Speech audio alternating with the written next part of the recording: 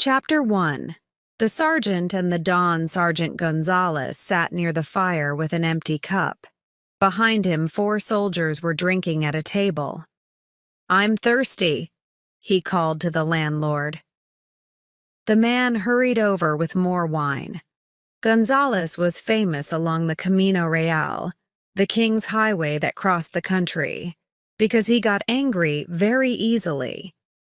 "Señor Zorro is on the road again," the landlord began. "Why do I always hear his name?" cried Gonzalez angrily. "He rides along the highway wearing a black mask and cutting the letter Z on his enemies' faces with his sword, but never when I'm there." "They're calling him the Curse of Capistrano now," the landlord said. "He's the curse of all our towns, a thief who steals from rich men. The governor will pay a lot to the man who kills Zorro. But where to find him? He never comes near the fort." "But he hides somewhere," the landlord said. "One day somebody will find the place." "Not if friends are helping him," cried Gonzalez. "You know, I'd really like him to come in here now." Suddenly the door opened, and a man in a wet cloak and hat hurried in from the square. The sergeant's hand went to his sword, but then he saw that it was only his friend Don Diego Vega, a rich young man from one of the best families in town. All along the Camino, real people spoke of these 2 friends who were so different. Don Diego never wore a sword, never looked at women lovingly, nor drank much. Gonzalez always spoke of fighting and women and drank heavily. "Ah, Don Diego, we were just talking of Zorro," Gonzalez explained to his friend. "I want to kill him." "Stop there," said Don Diego in his thin, high voice. "No talk of killing, please. Zorro fights only those who take from the church or the poor or hurt natives. Why not leave him alone?" "Because I want the reward money." "All right then, just don't talk about it. More wine for my friends, landlord." Don Diego turned to go. "Shall I go with you?" asked the sergeant. "There's no need, I was at home. I wanted some honey, so I came for some. Perhaps I'll come back later."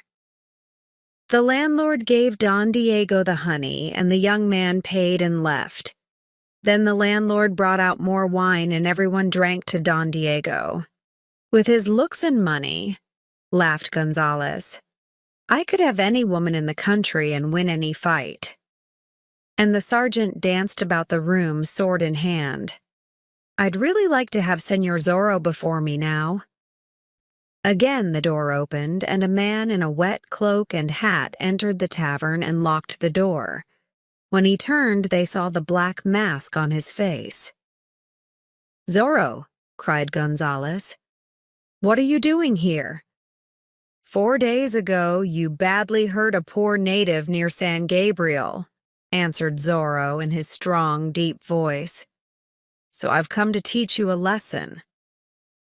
"We'll see about that," laughed the sergeant, moving nearer, his sword ready in his hand just then. Zorro pulled out a gun from under his cloak. "Over there!" he cried to the other soldiers and the landlord. "My gun will stay in my left hand while my sword is in my right, and if any of you move, you die." The landlord and the other men hurried into the far corner of the room. Then Zorro turned to Gonzalez. After all the wine, Gonzalez moved heavily on his feet. Zorro fought back cleverly, his eyes like cold fire. Just then, somebody knocked on the tavern door. "Help! Zorro's in here!" shouted Gonzalez suddenly. "You stupid man!" cried Zorro, knocking the sergeant's sword to the floor. Then he hit him across the face with his hand. "Never hurt a native again!" he cried. Then he climbed out through a window at the back of the tavern and ran off into the stormy night. After the landlord unlocked the door, 2 men from the town ran in, asking, "What happened?" Zorro was here, explained Sergeant Gonzalez. He wanted to use his gun on me, but I fought against him, sword to sword, and I nearly won before he turned and ran. Everybody listened to this in silent surprise. Then Don Diego arrived. "Gonzalez, my friend," he cried. "I hear that Zorro came. Where's his dead body?" The sergeant's face reddened. "Zorro escaped. I couldn't stop him," he explained. "No," cried his friend. "After all your talk of killing him?" "Don't worry. I'll ask Captain Ramon to send me after him," said Gonzalez, and he hurried away to the fort. Don Diego turned to the fire and smiled secretly. The next morning, which was sunny and bright, Don Diego, wearing his finest clothes, rode out to the Pulido family's country house. Don Carlos Pulido lived here with his wife and their beautiful daughter Lolita, now 18. Don Carlos was an old man from a good family, but he was no friend of the money-hungry governor, and so was now very poor. Don Carlos was sitting on the veranda when Don Diego rode up. "Why is Diego here?" he thought. "Perhaps our luck is changing." The governor always listened to the Vega family. "What brings you here?" Don Carlos asked. "My father says that at 25 I should marry, so I need a wife. I've seen your daughter in church, and here I am." "Because you'd like to marry Lolita, right?" "Yes, Don Carlos. Do you agree to it?" "I do," the old man answered. "I'm very happy for Lolita to marry somebody from the Vega family, but you must ask her yourself." He called for his wife to come out to the veranda. "I hope that you can win my daughter's love," Donna Catalina told Don Diego. "Oh, I don't have time to play the guitar to her," he replied. "But, Señor, a young woman likes a man to win her. Then I'll send my servant Bernardo with his guitar to play and sing to her tonight." Do you want to see her now?" Don Carlos asked. "If I must." So Donna Catalina brought Lolita out and sat at the other end of the veranda, and Don Carlos went inside, leaving the two young people to talk. Chapter 2. Señorita Lolita, will you marry me? Began Don Diego after Lolita sat down. "Señor," she cried, "this is your first visit. You're too quick." "Señorita," he replied, "must I ride over here for weeks before you say yes?" Lolita stood up angrily. "Don Diego, you must win my heart. And if you send your servant to play the guitar to me, yes, I heard that, I'll drop hot water on him from my window." She ran into the house and her mother followed. Don Carlos hurried out. "Women are always difficult at first," he laughed. "Next time my daughter will be nicer to you." He shook hands warmly with Don Diego, who got on his horse and rode slowly away. At the same time, Donna Catalina was speaking to Lolita inside the house. "He's rich, from an important family with a fine face," she told her daughter. "But no heart," cried Lolita. "I never want to see him again." Just then, her father arrived. "You will see him again," he cried, "and be more friendly too." With that, he left the room. At siesta time, while everyone in the house slept, Lolita went into the back garden. "If I marry Don Diego, it'll help my father, but I just can't do it." She lay down on a seat to rest. But then she felt someone touch her arm. She opened her eyes and sat up. A man stood near her in a dark cloak with a black mask over his face. "Oh, you're Zorro, lovely señorita. I came to your father's house to rest, but then I saw you here so beautiful. I had to speak to you." "I don't know why other men don't feel the same," said Lolita, her face reddening. "Do you have no suitors?" "One, but he doesn't like to court me." "What a stupid man," Courting lights the fire of love. Senor, go now. Perhaps somebody will see you. They'll kill me if they catch me, but I can't leave before I kiss your hand. Lolita hurriedly gave him her hand to kiss. Then she ran into the house. Through the window, she watched him ride away. What a man, she thought. Why can't Don Diego be like him? That evening, while the family sat at dinner, Zorro came back. Zorro! Cried Don Carlos as the outlaw entered the room. Donna Catalina fainted. I haven't come to steal from you. Senor, you're a good man. I just need food and drink. You'll have it. But can I take my wife to her room?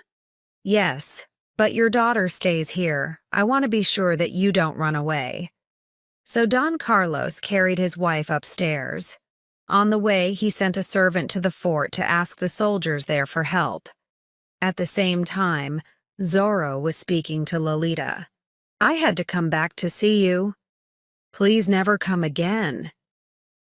Don Carlos arrived back.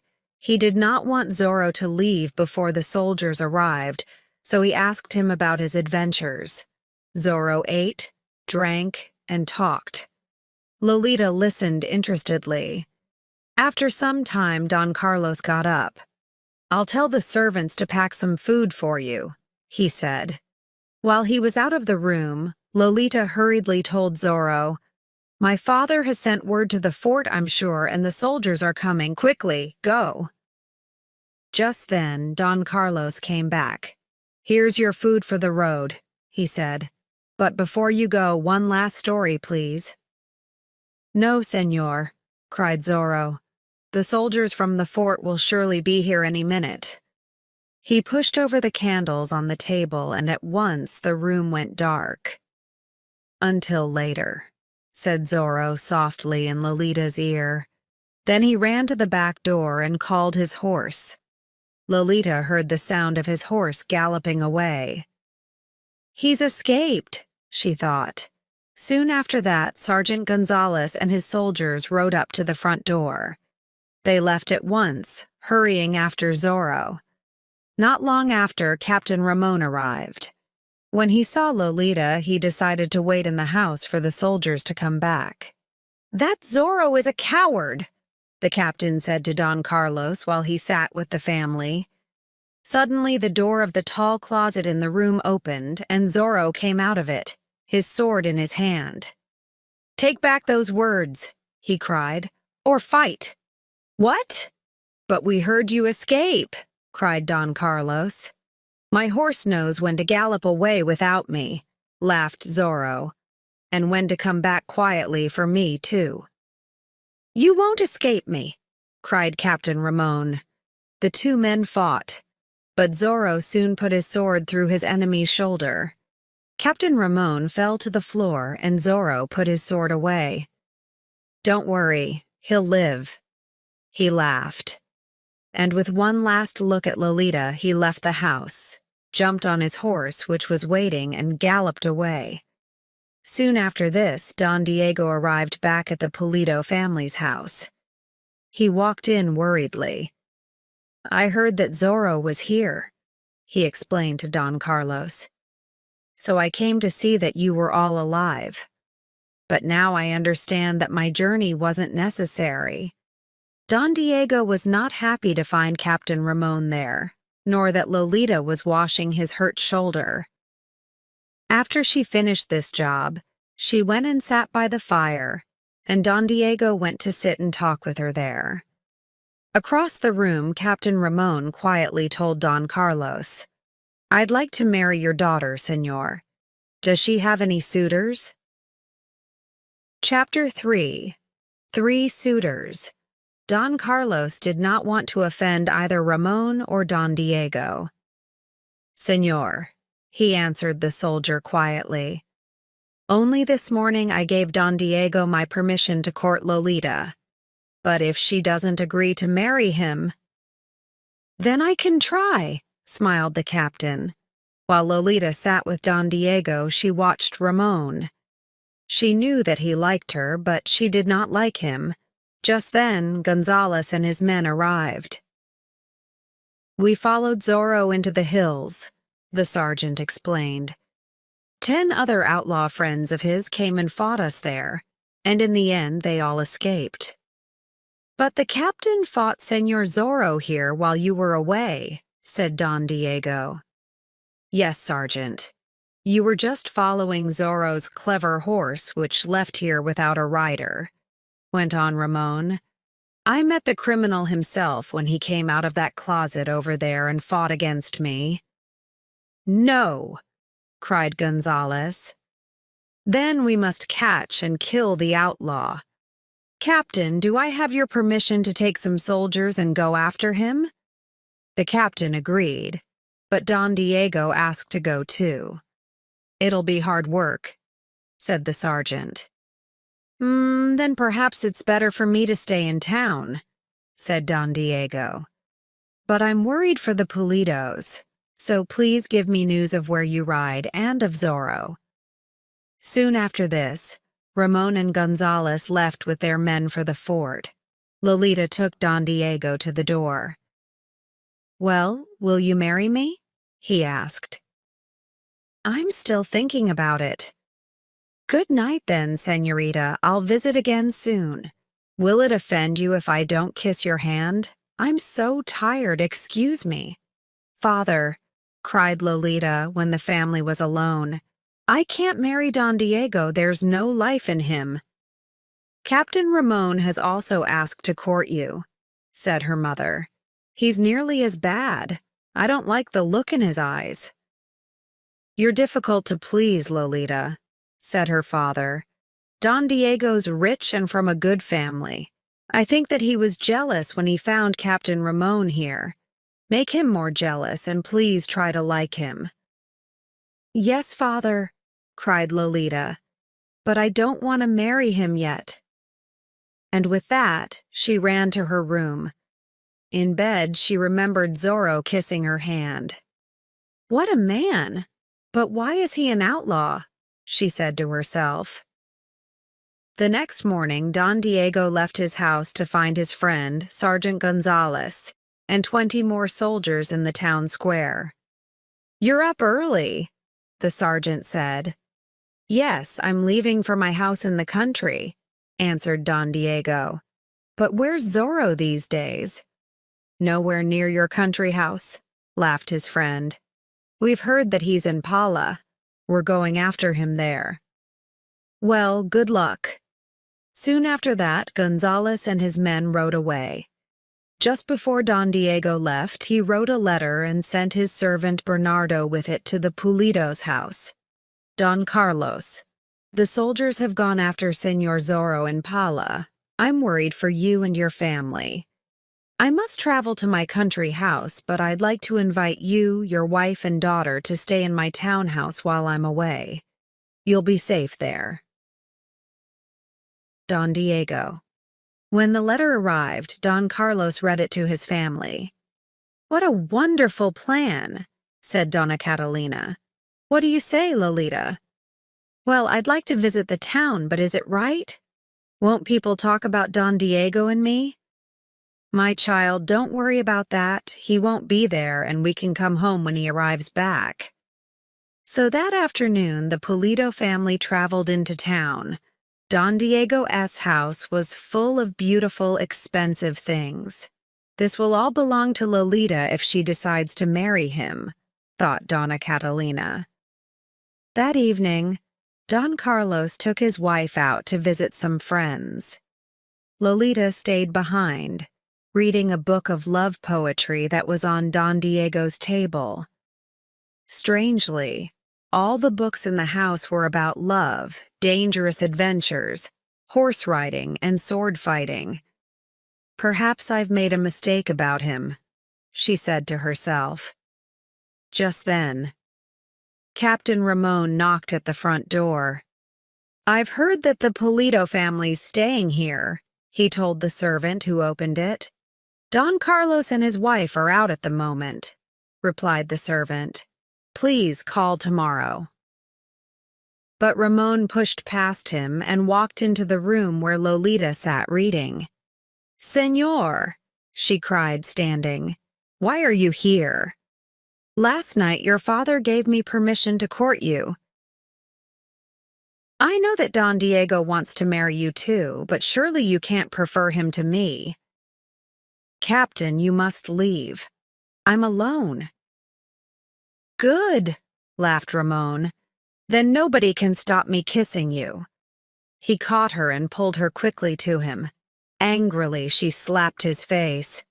"Stop there, señor," cried a deep voice behind them. Ramon turned and Lolita gave a happy cry when she saw Zorro at the door.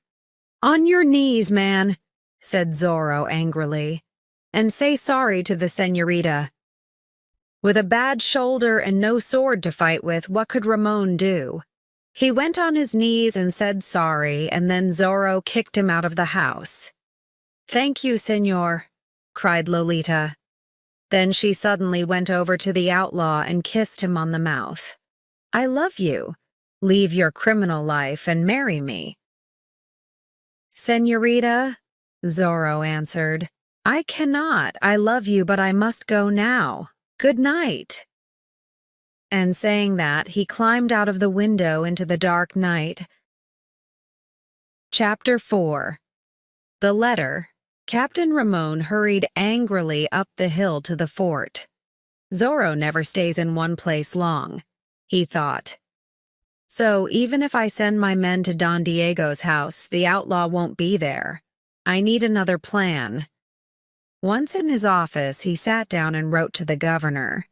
"Excellency, we haven't caught the outlaw Zorro yet, but we've learned that same people are helping him. Last night I found him hawing dinner at the country house of Don Carlos Pulido. I fought the criminal, but he escaped. Don Carlos didn't help me, and his daughter, Señorita Lolita, laughed at me for trying to catch Zorro. I'm waiting her know what to do next. Also, I think that one of the richest families here is perhaps working against Jean Excellency. I can't sag more in a letter which I'm sending by messenger. Your obedient servant, Ramon, captain of the fort in Reina de Los Angeles." He made a copy of the letter. Then he told one of his men to ride with it to the governor's house in San Francisco de Aces. After this, he sat in his office, reading his copy and smiling.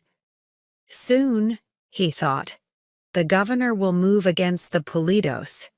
Perhaps even the Vega family will be in trouble. Lolita won't say no when I ask her to marry me again. He thought that the curse of Capistrano was far away by then, but he was wrong.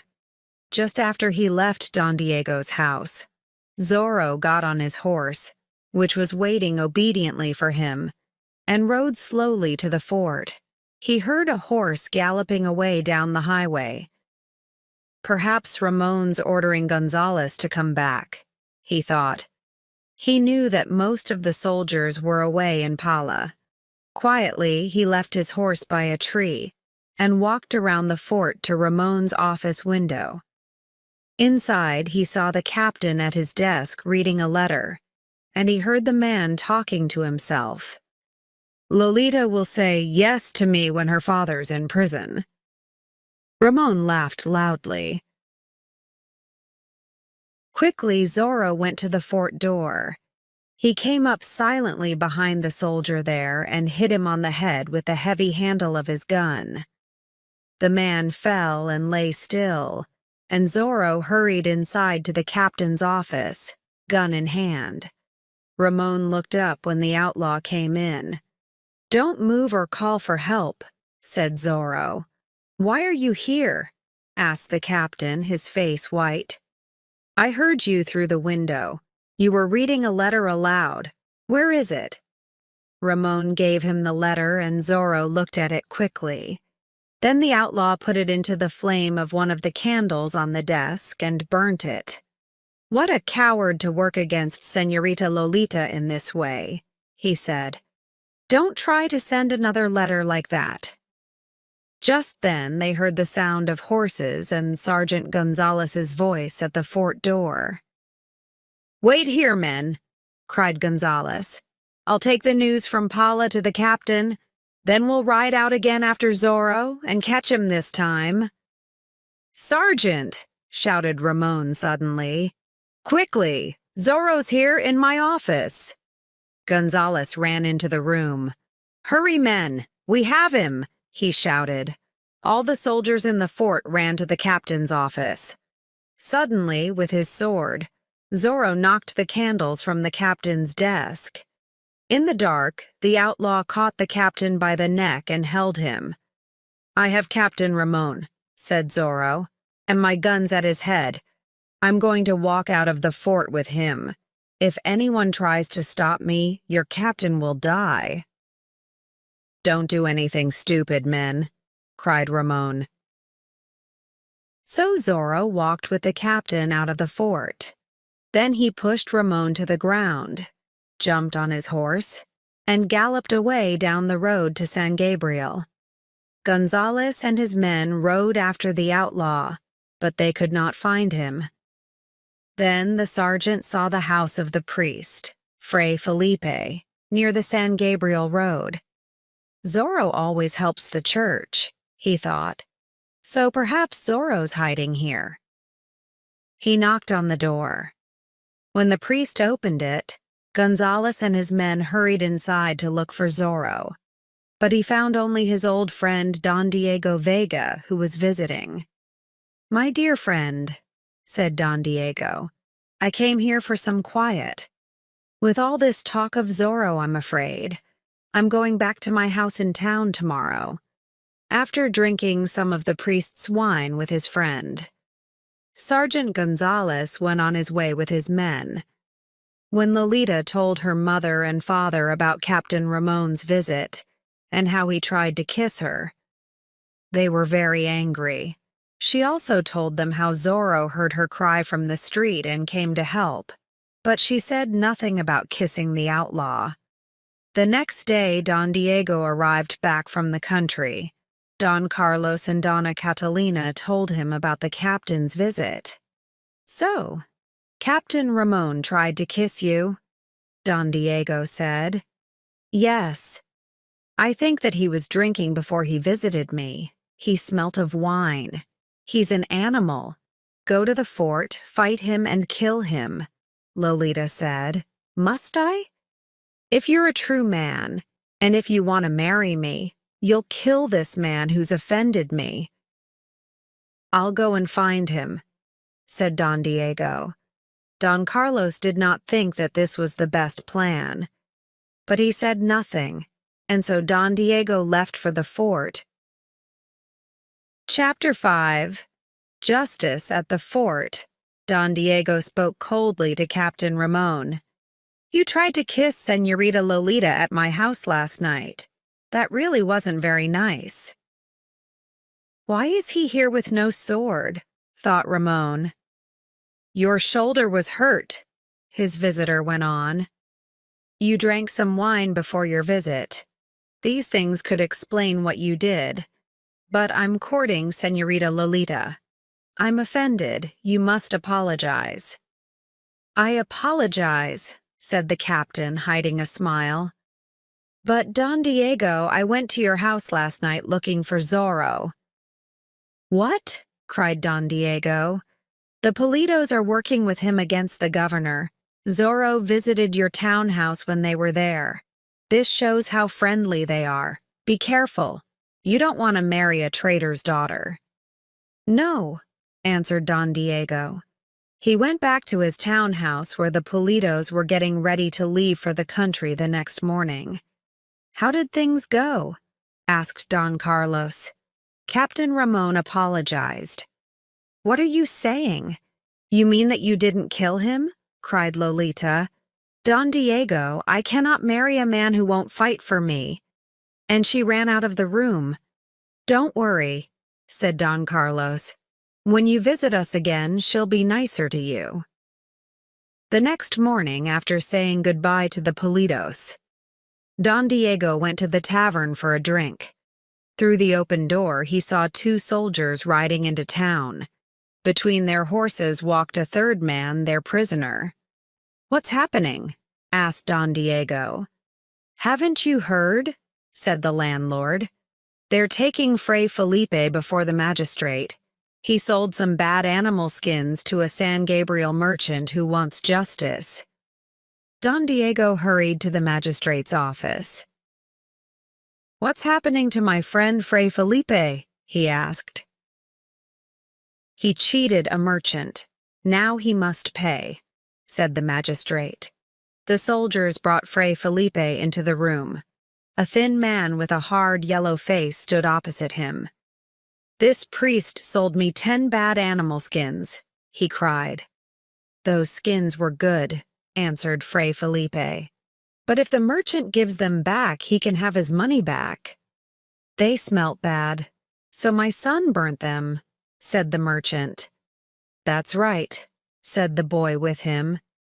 "You're doing this because I'm no friend of the governor's," said Fray Felipe. "Traitor," said the magistrate. "You must pay the money to the merchant in 2 days. And you've cheated and spoken against the governor, so you'll have 15 lashes of the whip." They took the priest outside. Don Diego could not watch, but he heard the noise of the lashes. Fray Felipe himself made no sound. When the soldiers finished, other priests took him back to San Gabriel in a carriage. Don Diego rode after them. When he passed the priest's carriage, he spoke to Fray Felipe. "My friend, I'm no man of adventure myself, but I hope that Zorro hears of this." "Thank you," said the priest. "But where are you going?"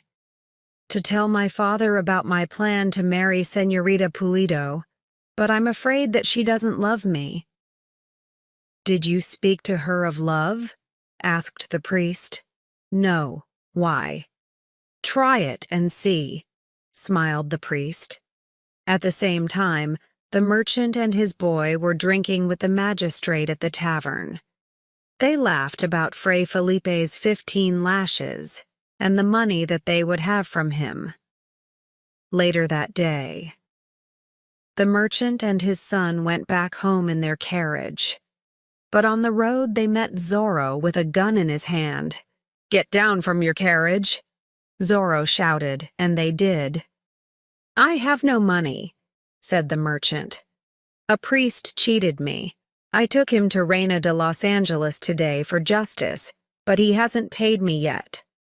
"I know what happened today," said Zorro. "A good priest had 15 lashes because you told false stories about him. You must pay for that." The outlaw took a whip from under his cloak. He gave the merchant 15 lashes, and his boy 5 lashes before he sent them on their way. The magistrate was still in the tavern when Zorro arrived.